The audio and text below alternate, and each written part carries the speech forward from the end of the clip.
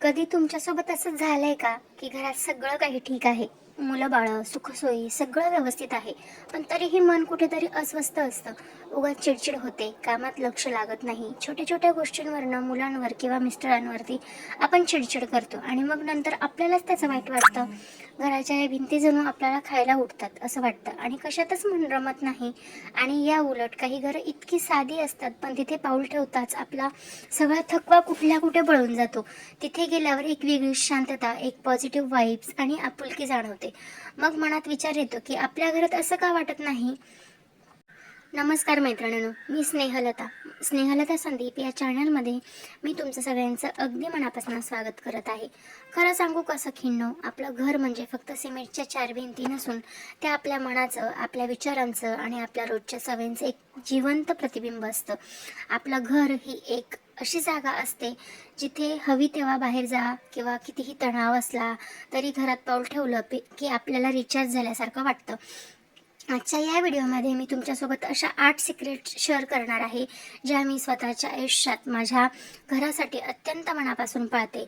हे कोणतेही मोठे खर्चिक बदल नाहीत किंवा कठीण नियम नाहीत, तर अशा साध्या गोष्टी आहेत ज्या तुमच्या घरात तुमचा घराचा प्रत्येक कोपरा सकारात्मकतेने भरून टाकतील. तर मैत्रिणींनो, चला सुरुवात करूया व्हिडिओला. मैत्रिणींनो, आपल्या दिवसाची सुरुवात कशी होते यावर आपला पूर्ण दिवस कसा जाणार आहे हे ठरतं. पण आपण काय करतो, डोळे उघडले की डोक्यात कामाची लिस्ट सुरू होते. पण थांबा, उद्या सकाळी उठल्यानंतर कामाकडे धावण्याआधी 1-2 मिनिटं स्वतःसाठी आणि आपल्या घरासाठी द्या. सर्वात आधी घरातील पसारा सगळा म्हणजे बेडरूममधले कपडे वगैरे आधी आवरून घ्या आणि त्यानंतर तुम्हाला जी महत्त्वाची गोष्ट करायची आहे ती म्हणजे आपल्या घरातले दारं खिडक्या उघडणे. रात्रभर तीच जड ऊर्जा घरात साठवून ठेवलेली असते. जेव्हा घरातले दारं खिडक्या उघडतो ना, तेव्हा तेव्हा फक्त बाहेरची हवा आत येत नाही, तर घर मोकळा श्वास घेतं. तो पहाटेचा गारवा, सोनेरी सूर्यकिरण हे सगळं जेव्हा घरात पसरतं ना, तेव्हा घराचा मूड सेकंदात बदलतो असं वाटतं. सूर्यप्रकाश नैसर्गिकरित्या नकारात्मकता नष्ट करतो आणि घरात पूर्ण पॉझिटिव्ह वातावरण तयार होतं. म्हणजे सूर्याचा उजेड जेव्हा घरात येतो ना, त्यावेळेस जसं पूर्ण घरात उजेड पसरतो, तसंच आपल्या मूडचा, आपल्या आनंदाचाही मूड बदलतो असं म्हणू शकताय तुम्ही. तर सकाळी घरात उठल्यानंतर मी सगळ्यात आधी जे बेडरूममधले अंथरुणं पांघरुणं असतात ते आधी आवरून घेते, बेड स्वच्छ करते, त्यानंतर दारं खिडक्या उघडते, घरातला कचरा बाहेर काढते. त्यामुळे घरात एक पॉझिटिव्ह वाइब्स येते आणि घराचाही मूड चेंज होतो. म्हणजे आपला मूड जसा चेंज व्हायला मदत होते, तसंच घरातलाही मूड चेंज व्हायला हवा असं मला वाटतं. आणि घरात जर पॉझिटिव्हिटी हवी असेल तर आपली वास्तू आनंदी असणं खूप महत्त्वाचं असतं. त्यामुळे आपली वास्तू आनंदी राहावी यासाठी तुम्हाला ज्या ज्या गोष्टी करता येतील त्या नक्की करा. रात्रभर त्यात दारं खिडक्या लावून जी ऊर्जा साचलेली असते, दारं खिडक्या उघडल्यानंतर बाहेर पडते. त्यामुळे सकाळी उठल्यानंतर किचनकडे न धावता पहिले सगळ्यात आधी तुम्ही दारं खिडक्या उघडा आणि त्यानंतर तुमच्या कामांना सुरुवात करा.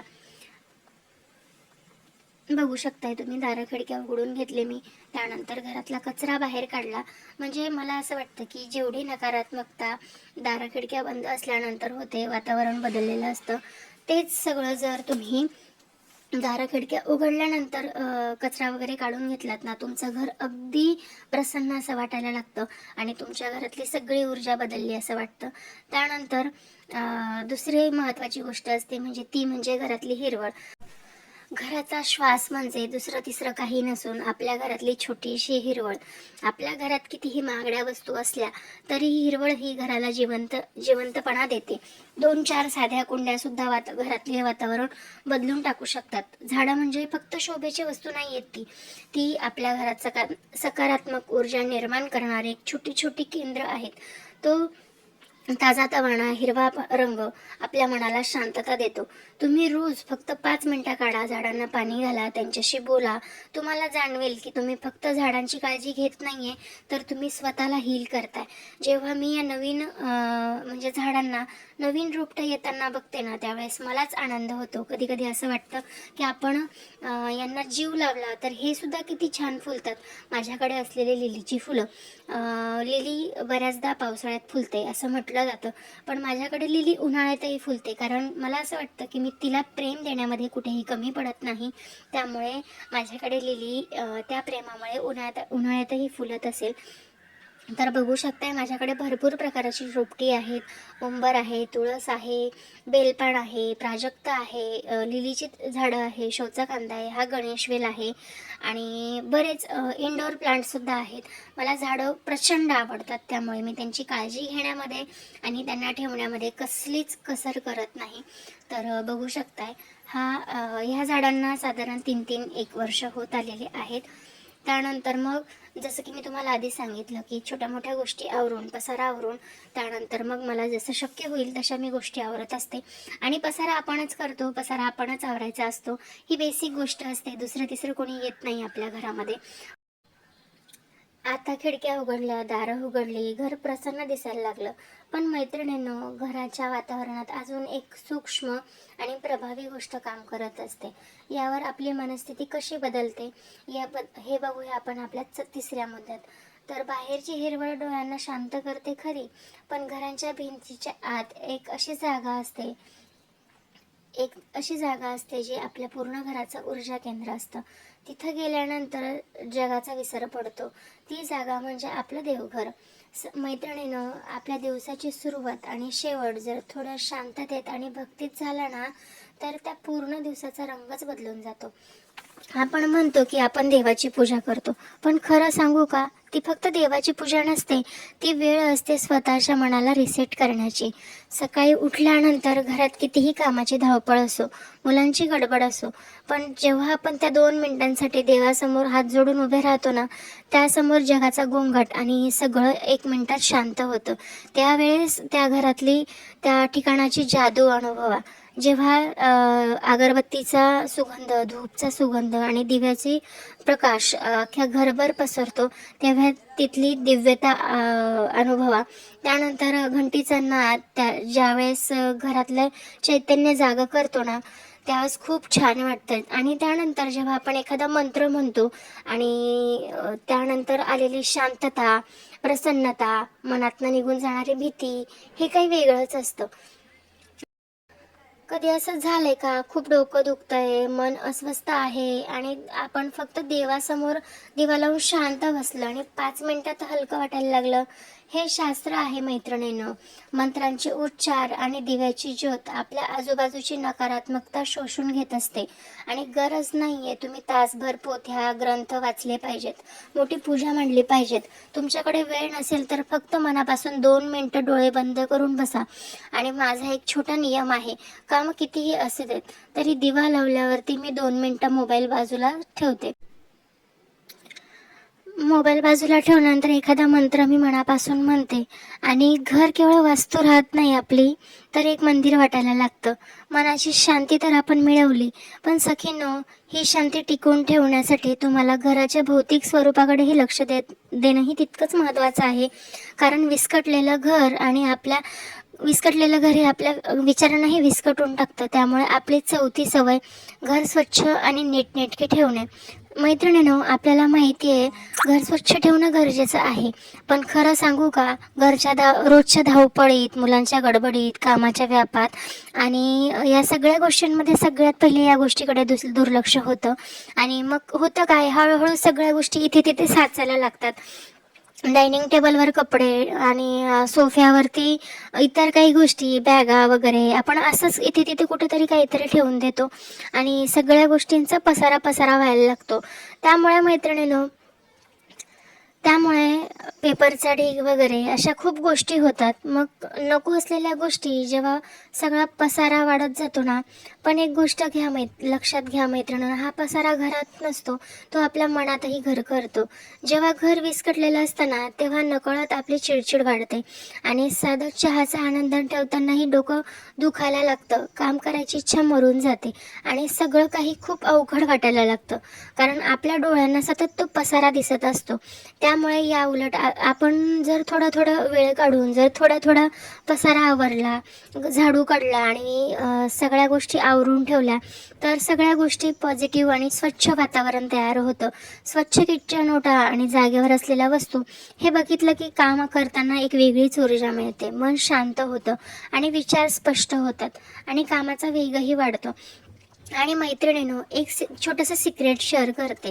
मला घर म्युझियमसारखं परफेक्ट ठेवायचं नाही आहे. आपण माणसं आहोत, घर विस्कटणारच. पण रोज थोडं आवरण्याची सवय लावून घ्या. कारण एकाच दिवशी पूर्ण आवरायला लागल्या ना तर स्वतः थकाल. त्यामुळे काय करा, रोज वापरलेली एक गोष्ट लगेच जागेवर ठेवायची. म्हणजे ती एक सवय तुमची 50% काम वाचवते. कारण हळूहळू पसारा व्हायला लागतो. पण घर हळूहळू ही सवय तुम्ही लावली तर घर हळूहळू स्वच्छ राहायला लागेल आणि हळूहळू आपल्याला स्वच्छ वाटायला लागेल. आपण तर घर नीटनेटकं ठेवतोच, पण घर नीटनेटकं ठेवल्यानंतर आपलं व्यक्तिमत्व हे फक्त घरावरती नाही तर घराच्या उंबऱ्यावरती सुद्धा ठरत असतं.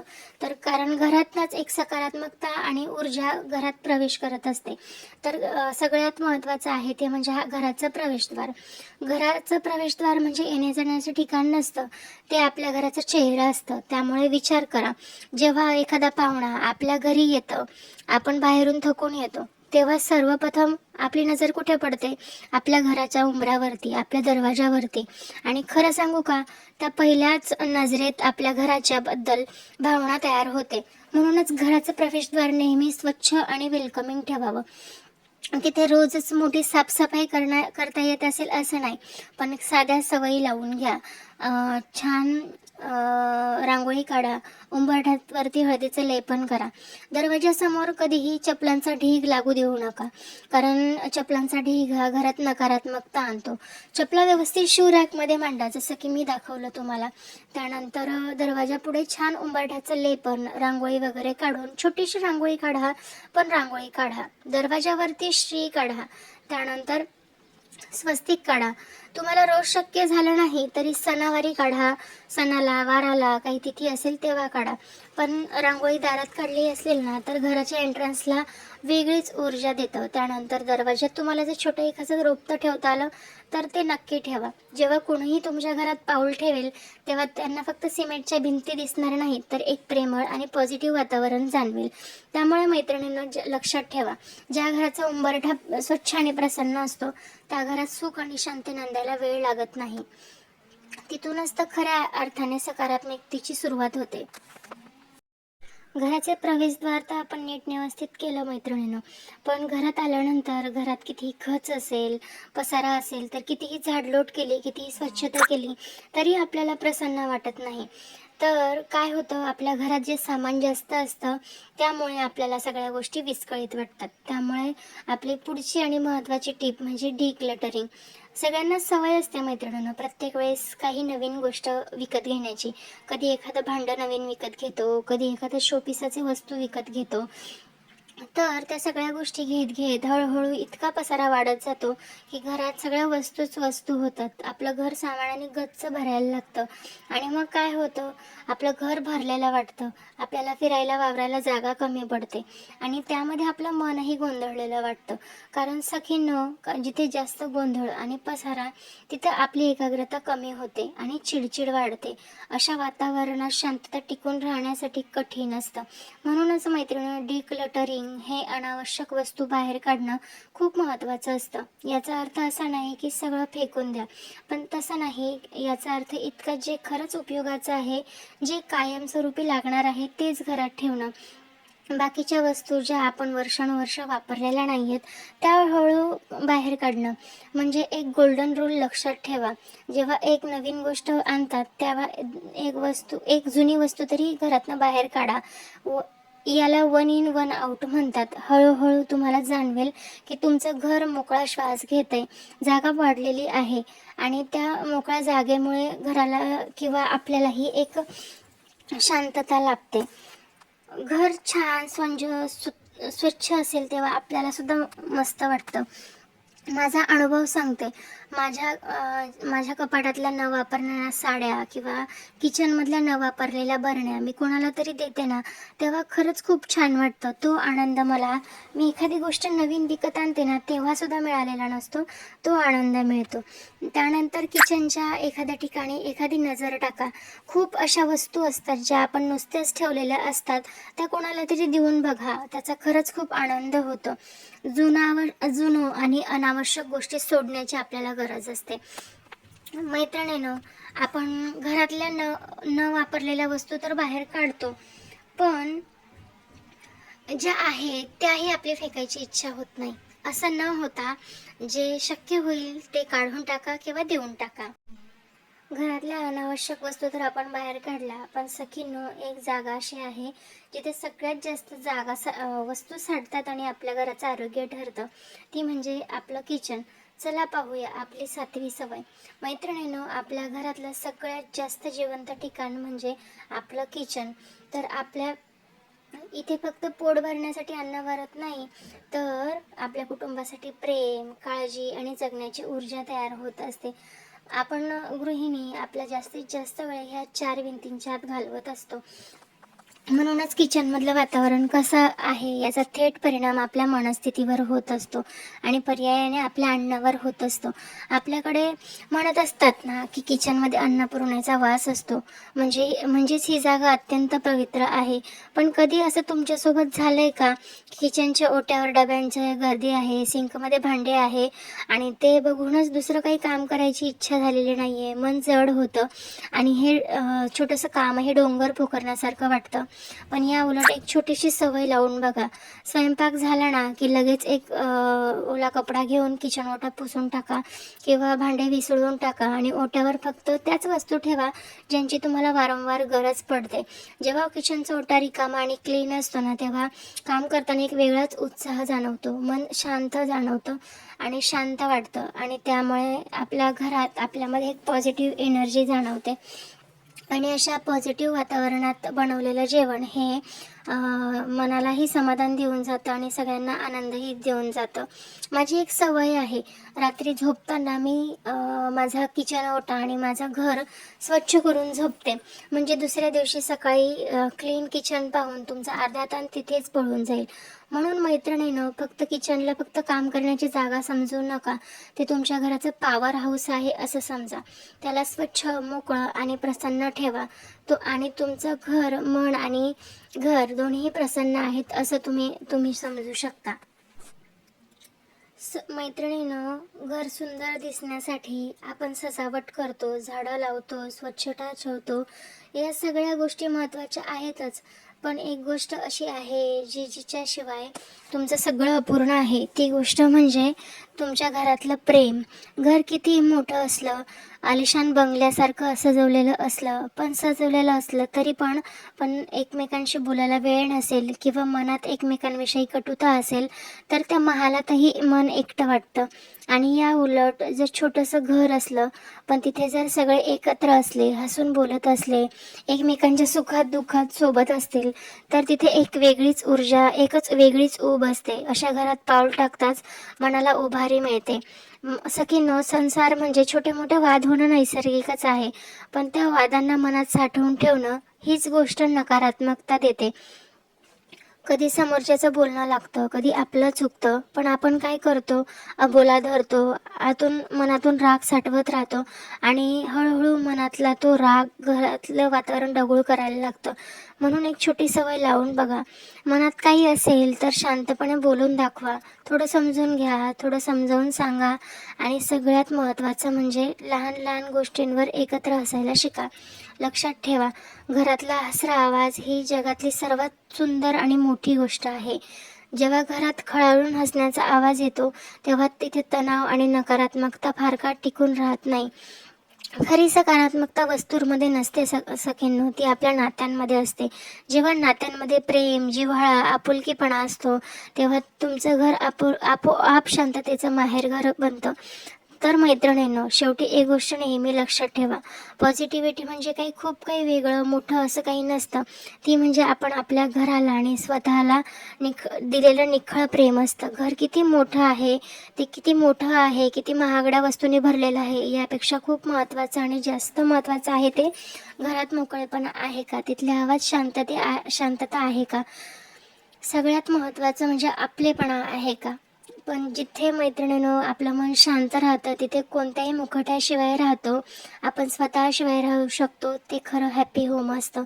मैत्रिणीनं, आज आपण ज्या 8 सवयी पाहिल्या, त्या तुम्हाला दिसायला खूप साध्या वाटत असतील, पण तुम्ही या गोष्टी तुम्ही रोजच्या जगण्यात आणाल तेव्हा तुम्हाला जाणवेल की तुमच्या घराचं वातावरण बदलत चाललंय.